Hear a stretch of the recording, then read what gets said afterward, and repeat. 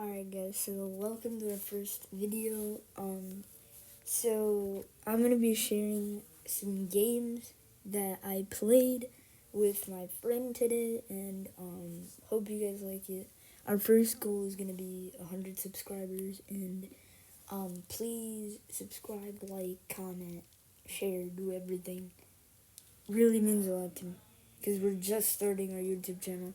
So yeah, this is gonna be my first video, so hope you all enjoyed the video. Okay, let's get right into it.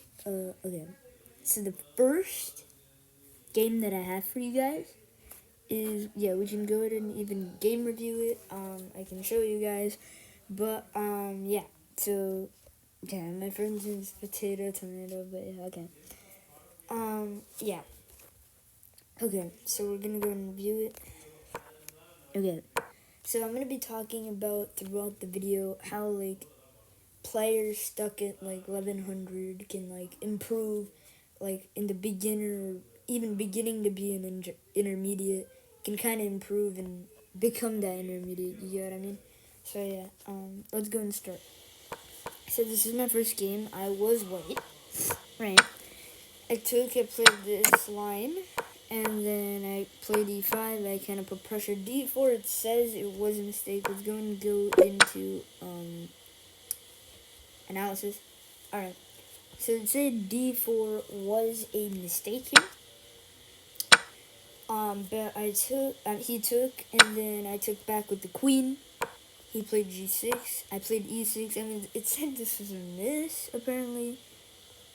But it said I had to play c4, which is a very, very good move, as it kicks out the knight, and the knight has to go somewhere else. And yeah. So here's the thing: a lot of beginner kind of miss, right?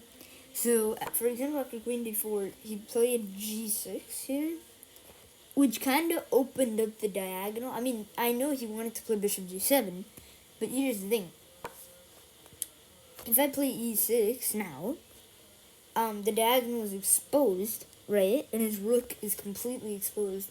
And now he has to play this. I mean, it's the only move in the position, so Stockfish says it's a great move. But for me personally, for the black position, I wouldn't say it's that good.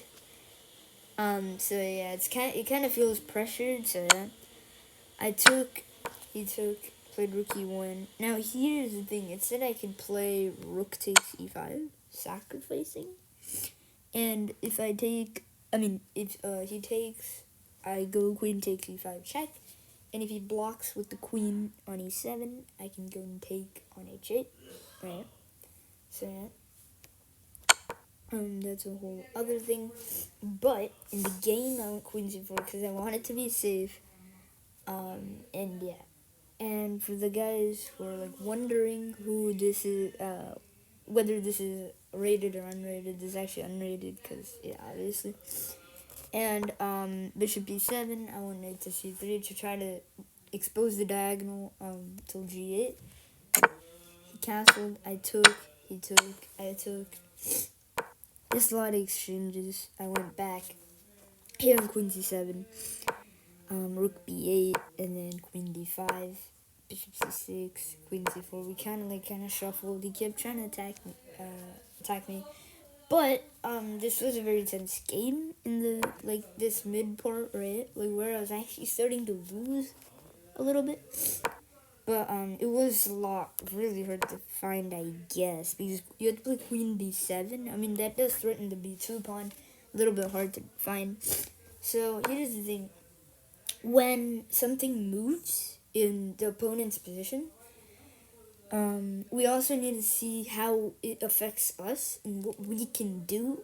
Actually, is there a tactic? Is there something I can do? So, for example, here you can see the evaluation bar shoot up to about 3 plus 3.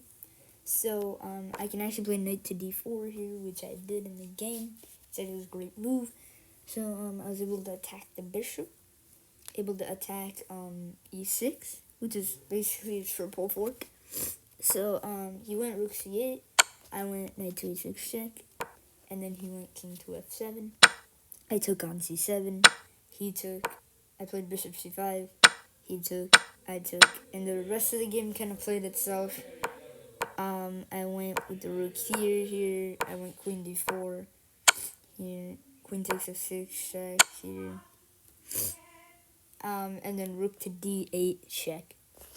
And then, yeah, he had to block with the bishop, and then I would have just took in. I mean, my thoughts on this game, well, like, yeah, if you look at game review, it kind of tells you.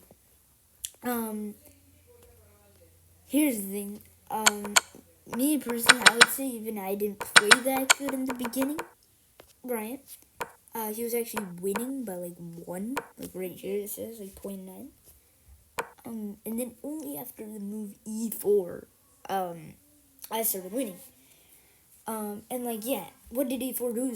Stop guarding d4, which is my knight's plan. It wants to go to d4 to have so many different possible choices. It pressures c6, pressures e6, there's so much stuff. So that's such a good spot for my knight. So I took my thoughts on this game. I didn't do that good. I kind of just relied on my opponent kind of making a mistake. So yeah, and you ran out of time. So yeah, okay, we'll be looking at the next game now. All right. This game. Well, yeah, it was kind of interesting. And you guys will see later why. Okay, so here d6, knight f3 takes, kind of settled out this. I castled, played d4, d5, it was all like normal.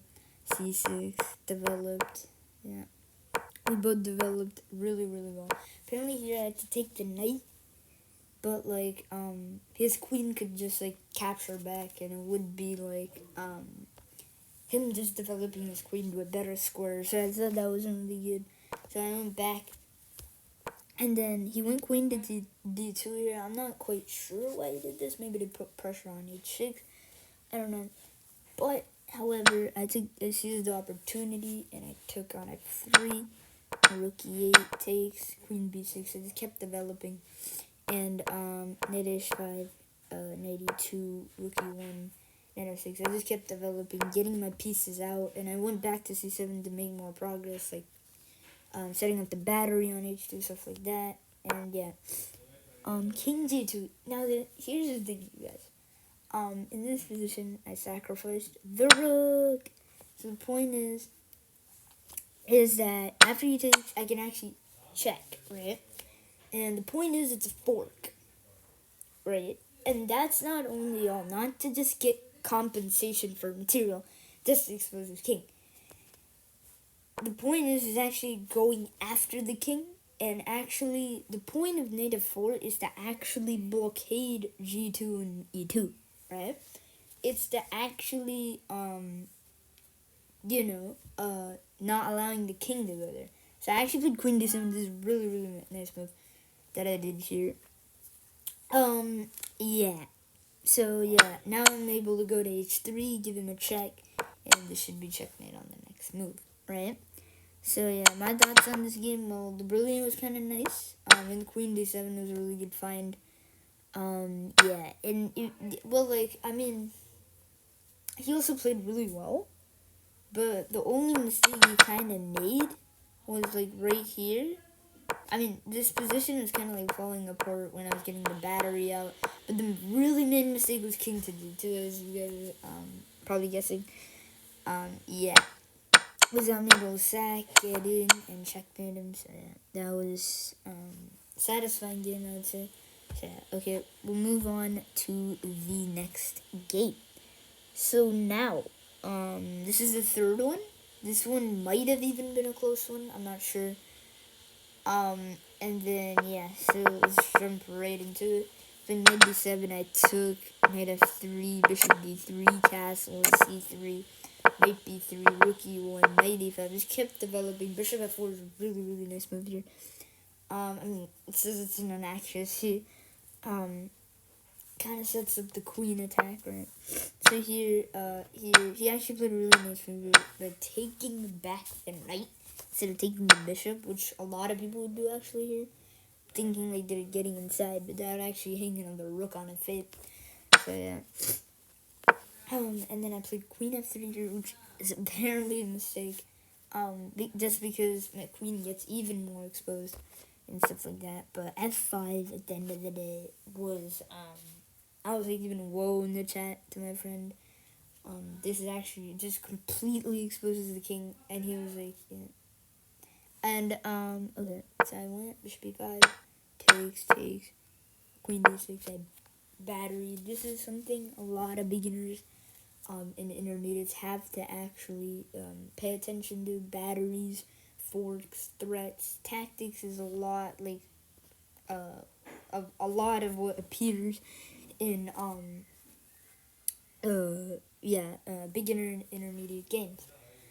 So yeah, here I went rook e6. I mean, this is completely unnecessary, but I thought now I could go bishop to b5, so to kick his rook out, and now added benefit is that I could take on e7, control whole 7 file, get in. He went here, I went here. He played knight to d7, kind of really desperate play.